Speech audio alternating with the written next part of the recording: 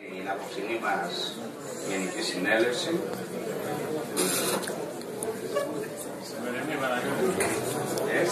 Σημερινή τι είπα. Ναι, σημερινή. Λοιπόν, βλέπουμε φτωχοποίηση της ελληνικής κοινωνίας να εξελίσσεται με ακόμα μεγαλύτερους και πιο γοργούς ρυθμούς.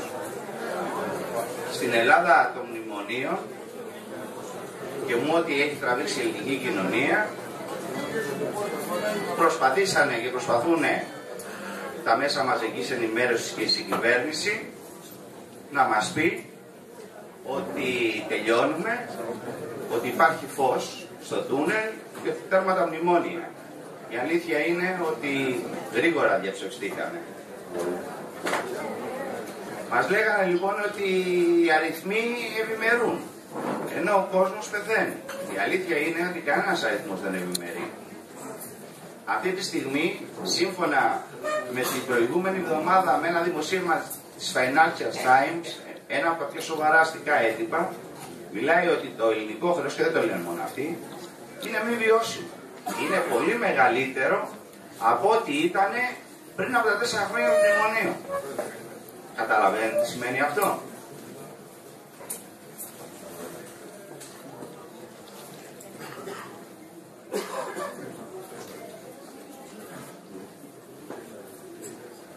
Έρχονται τώρα και τι μας λένε? Μας λένε ότι δεν χρειάζεται να κάνετε ένα μνημόνιο, αλλά 2 μνημόνια. Ένα ξεχωριστό για το ΔΝΤ και ένα για την Ευρωπαϊκή Ένωση. Ένα μνημόνιο τέτοιο που σαν στόχο θα έχει παραπέρα συμπίεση των ίδιων των εργαζομένων και φυσικά ακόμα μεγαλύτερο ξεπούλημα γιατί δεν έχουν πάρει ακόμα αυτά που θέλουν. Είμαστε στη μέση της διαδικασίας, θα περάσουν πολλά χρόνια για να βγούμε από αυτό το τούνελ και αυτή είναι η αλήθεια. Λοιπόν, τι έχουμε όμως? Έχουμε κάποια στοιχεία. Στοιχείο λοιπόν πρώτο. Σύμφωνα με τα στοιχεία ΣΟΚ που ανακοίνωσε το Γραφείο Προϋπολογισμού της Βουλής, οι Έλληνες ζουν σε συνθήκες ένδυας και φτώχειας και κοινωνικού αποκλεισμού που ανέρχεται στα 6,3 εκατομμύρια άνθρωποι. Έχουμε ένα δεύτερο στοιχείο. Σύμφωνα με τα στοιχεία της Ελστάτ, μόνο μέσα σε ένα χρόνο, από το 12 στο 13, τα νοικοκυριά που είχαν τη δυνατότητα να εξασφαλίσουν θέρμανση για τα σπίτια τους μειώθηκε κατά 33,3%. Και έχω όλη τη μελέτη της Ελστάτ που έχει συγκλονιστικά στοιχεία. Δεν μπορώ να σας τη διαβάσω γιατί τραβάνε οι Έλληνες οι εργαζόμενοι. Θα τη δώσω στο σώμα προκειμένου να σκηνοποιηθεί. Στοιχείο τρίτο. Σύμφωνα με τα στοιχεία του ΑΕΠ, το ποσοστό ανεργίας των νέων ανήλθε μεσοσταθμιστικά στο 13 στο 58,3%. Ένα τεράστιος αριθμός. Απ' την άλλη όμως τι έχουμε? Τα προηγούμενα δεδομένα, εδώ που ανέφερα, αξίζει να συγκριθούν με ένα ακόμα στοιχείο. Προέρχεται από μια έρευνα της εταιρείας WorthX με έδρα τη Σιγκαπούρη και την ελβετική τράπεζα UBS. Η έρευνα αυτή αφορά την καταγραφή των υπερδισεκατομμυριούχων από τον κόσμο. Έχουμε και λέμε λοιπόν, σαν στοιχείο τέταρτο. Στην Ελλάδα του 2014 είχαμε 11 στον αριθμό κρίσους από 9 που καταγραφήκαν το 2013, δηλαδή είχαμε άνοδο. Και άξαν την περιουσία από τα 16 δις στα 18 δις. Σύμφωνα με την ίδια έρευνα επιβεβαιώνεται η τάση που είχε καταγραφεί από πέρσι στην αντίστοιχη έκθεση, στην οποία τονιζόταν ότι όσο αφορά τα άτομα με περιουσία μεγαλύτερη των 30 εκατομμυρίων δολαρίων, η Ελλάδα έχει αναδειχθεί σε χώρα με το δεύτερο αυξανόμενο πληθυσμό πολυεκατομμυρίουχων στην Ευρώπη. Δηλαδή ξέρετε τι έχουμε? Μέσα σε περίοδο κρίσης κάποιοι πλουτίζουν, τα παίρνουν από εμάς και τα δίνουν αλλού. Η Ελλάδα λοιπόν έχει, από τα παραπάνω, προκύπτει ότι η Ελλάδα έχει μετατροπεί παγκοσμίως σε έναν ελέητο πειραματικό εργαστήριο του πιο αδυσόπιτου καπιταλισμού.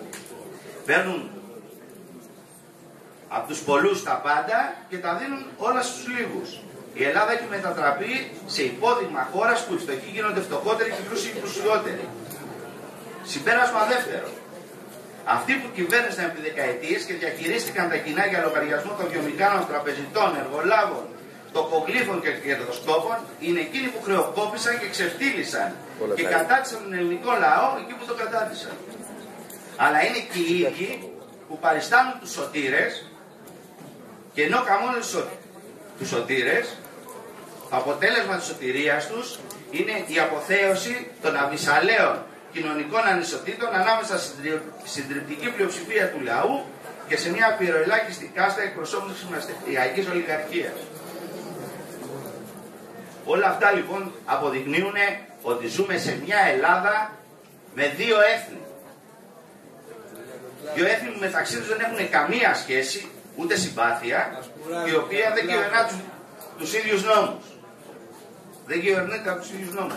Συνάδελφοι, αν θες να ακούσεις, μπορεί να περάσει απ' για τον κλάδο. Τον κλάδο είναι. Τον κλάδο. Ας τον να πει. Όταν σηκώσεις το χέρι του, θα μιλήσω. Συγγνώμη ρε Πρόεδρο, δεν είναι δυνατόν κάθε φορά που μιλάει, έστω στη διαδικασία κάνω. Κάθε φορά που μιλάει κάποιος, δεν μπορεί να πετάει για το άλλο που λέει στα δικά του. Δεν είναι και σεβασμός δηλαδή. Εγώ μιλάω. Εγώ μιλάω. Έχει τελειώσει ρε τίποτα, έχει τελειώσει το ίδιο. Πέρασε ο Τάκης. Συγγνώμη Κώστα, συγγνώμη. Δεν μαλώνεται η γαμική πορεία. Συλλέζεται λίγο. Δεν μαλώνουμε πότε. Πίπο, δεν γίνεται αυτό το πράγμα. Εγώ κόψτε ωραία. Σε παρακαλώ. Δεν πας καλά ρε και εσύ μου φαίνεται.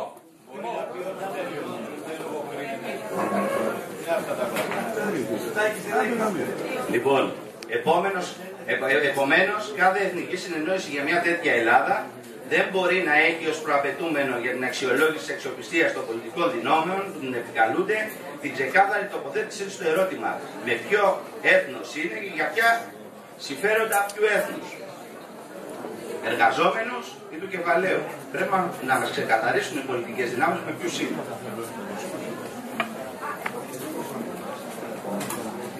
Τώρα, για να ικανοποιήσω και τον συνάδελφο σε σχέση με το Υπουργείο Πολιτισμού, γιατί όλα αυτά είναι συνυφασμένα. Το γενικό καθορίζει το ειδικό και αντίστροφα. Δυστυχώς κάποιοι δεν μπορούν να το καταλάβουν, ίσως γι' αυτό φτάσαμε εδώ πέρα που φτάσαμε. Λοιπόν, ιδιαίτερα λοιπόν στο Υπουργείο Πολιτισμού, ο στόχος αυτή τη στιγμή είναι η αποσάθρωση και η διάλυση του Υπουργείου Πολιτισμού.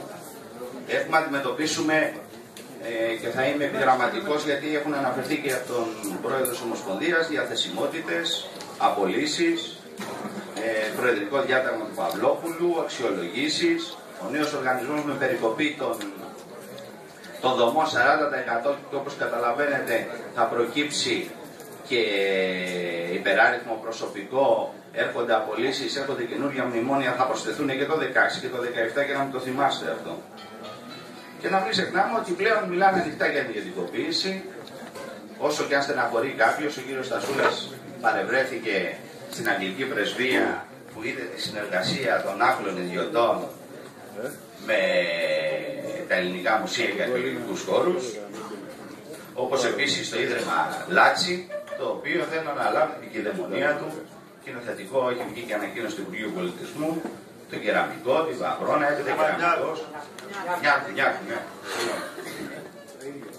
Άρα θα αναλάβει Λάτσι. Λοιπόν, όπως εξήγησα και πριν, ολοκληρώνεται η συρρίκνωση, η διάλυση και η ιδιωτικοποίηση στο θέμα του Υπουργείου Πολιτισμού.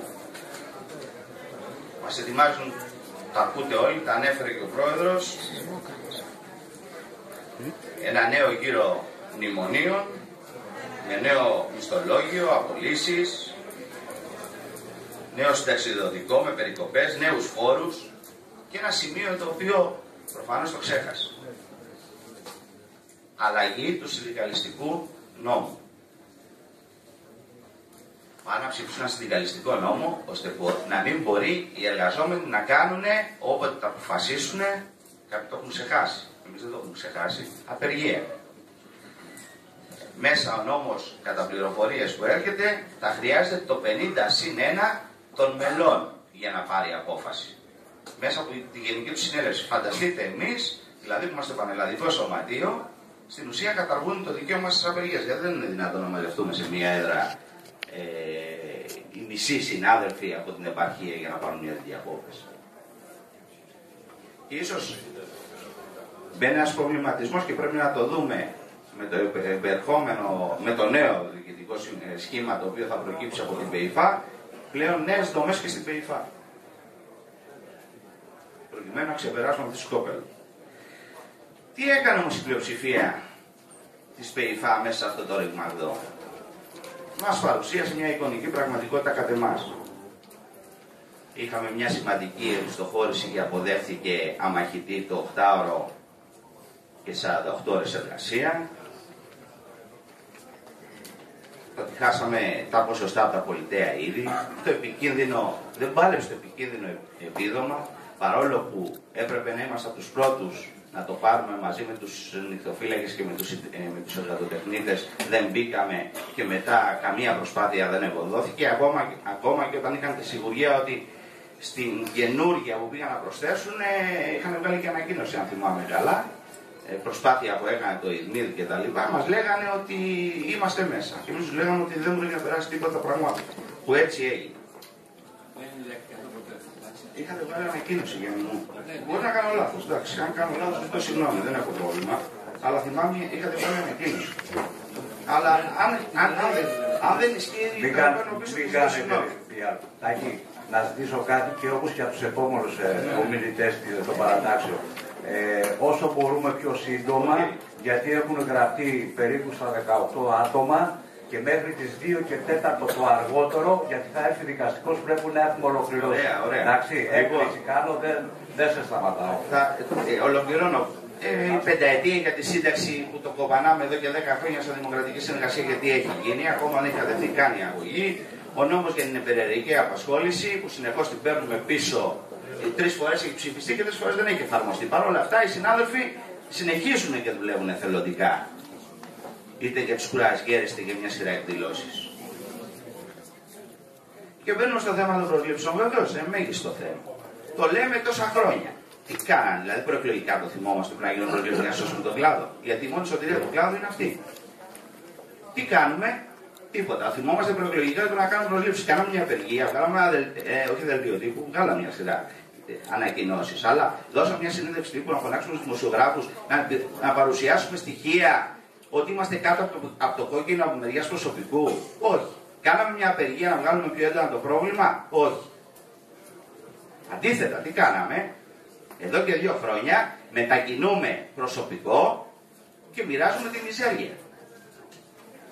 Με κίνδυνο τα μουσεία, τα οποία μετακινούνται ο κόσμος, να μένουν αφύλακτα, δεν είναι παρκώς φυλασσόμενα, με κίνδυνο να συμβούν κλοπές και μια σειρά άλλα καταστροφές. Πρόσφατα έχουμε ξανά μετακινήσεις από το χώρο της καινούργιας εφορίας Ακροπόλεως, από τη ΣΤΟΑ, του Ατάλου και από άλλους χώρους, από την αρχαία αγορά, προς την Ακρόπολη που όντως έχει υπαρκτές ανάγκες. Η λύση δεν είναι αυτό. Η λύση είναι να προσλάβουμε κόσμο. Και όχι να μετακινούμε για να δημιουργούμε πρόβλημα. Και όχι μόνο. Το χειρότερο απ' όλα είναι ότι εξωθεσμικά η κυρία Γενική Γραμματέα του Υπουργείου Πολιτισμού, κυρία Μενδώνη, με τον κύριο Τσακοπιάκο συγκαλούν σύσκεψη που παρευρέθηκαν αρχιφύλακες, συνδικαλιστές κτλ. Και μοιράζαν τον κόσμο προκειμένου να προχωρήσουν σε διώξεις. Για να το στείλουν πάνω στην Ακρόπολη. Και δεν φτάνει μόνο αυτό. Καλά, αυτά δεν γινόταν και πέρυσι από τη Δήμα, πήγαν στο σχηματά, τώρα είναι αυτά. Βασίλη, σε παρακαλώ. Σε παρακαλώ. Βασίλη, σε παρακαλώ. Και δεν φτάνει μόνο αυτό. Δεν λέω αυτό το πράγμα, δεν λέω αυτό το πράγμα. Όχι, δεν λέω αυτό το πράγμα. Δεν μπορείτε, σας παρακαλώ, δεν είπαμε, δεν διακόπτετε. Δεν είπα, μη διακόπτετε. Μετακινούνται από τον ένα χώρο στον άλλον, πιθανόν υπάρχει ανάγκη να πούμε. Αυτό είναι δίωξη, όχι δίωξη ότι ανεβαίνουν στην Ακρόπολη. Εντάξει. Λοιπόν, να ολοκληρώσω σε παρακαλώ, Μαρία. Δεν λέω αυτό το πράγμα. Για μένα η λύση είναι προσλήψεις και έχει μετακίνηση προσωπικού. Δεν κάνουμε διάλογο. Σε παρακαλώ. Να ολοκληρώσω. Και δεν έχουμε μόνο αυτό. για να τιμωρήσουν τη δημοκρατική συνεργασία, επειδή αντιστεκόμαστε σε όλα αυτά, παίρνουν ένα μέλος της δημοκρατικής συνεργασίας και εκλεγμένοι στο Γενικό Συμβούλιο και τη μετακινούν για να μας κλείσουν την φωνή, για να τρομοκρατηθούμε. Δεν θα τους περάσει. Αυτό είναι το πρόβλημα. Δεν τρομοκρατούμαστε, δεν φοβόμαστε και στο φινάλε, και να μιλήσουμε και αλλιώς, εγώ είμαι υπεύθυνος της δημοκρατικής συνεργασίας. Αν θέλουν να βγουν αυτοί που είναι από το παρασκήνιο και στο σκοτάδι και να έρθουν στο προσκήνιο και στο φως και να έρθουν να τα βάλουν μαζί μου. Όπως τα βάλαν προηγούμενες φορές, που έχουν περάσει 2 φορές πειθαρχικά η χάρη στην καλλιστική μου δράση. Σε παρακαλώ. Βασίλη, να σου πω, σε παρακαλώ, πέρασε έξω. Σε παρακαλώ. Σταμάτα, πώς λέει παρασκήνιο, ποιοι είναι παρακαλώ. Ανέφερα το γραφείο της Γενικής Γραμματείας, εμπορεύτηκαν αυτά. Δεν είπα ότι παρευρέθηκε και με ποια ιδιότητα παρευρέθηκε. Δεν είπα Τσακοπιάτος εγώ. Να καταλαβαίνετε. Δεν είπα αυτό το πράγμα.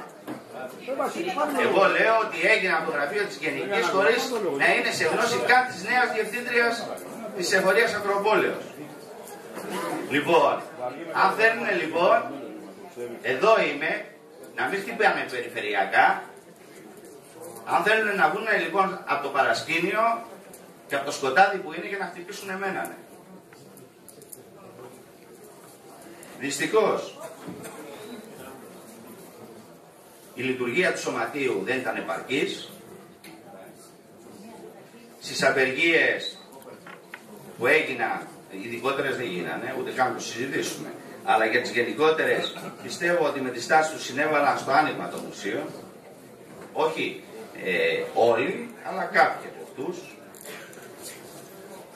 Και το μόνο που προσπαθούσε να κάνει η νέα, η ΠΑΚΑ, ΠΑΣΚ, δεν ξέρω πώς θα την ονομάσω, είναι να αλλάζει καπέλα και να λέει στην ΠΕΙΦΑ.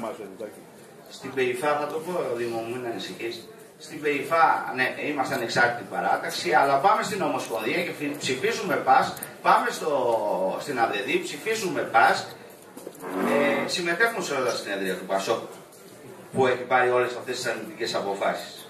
Τελευταία φορά είστε κανένα. Όχι όλοι, είπα όχι όλοι. Όχι όλοι. Το ανέφερα. Γιάννη μου, όχι όλοι. Δεν τα βάζω όλα τα πράγματα στο ίδιο τσουβάλι. Τώρα, αυτό που αποδεικνύει συνεχώς με τις τάσεις είναι παιδί των μηχανισμών και της εξουσίας. Γιατί η παρουσία τους είναι συμβιβασμένη με τα ίδια στα συμφέροντα. Είναι αυτοί που ανέπτυξαν στον συντεχνιακό συνδικαλισμό τη συνδιαχείριση με την εξουσία και δεν το κρύβουν. Πάνω σε αυτή τη λογική πάνε να κάνουν και εκλογές στην ΠΕΙΦΑ. Αποκόπτουν από τους συναδέλφους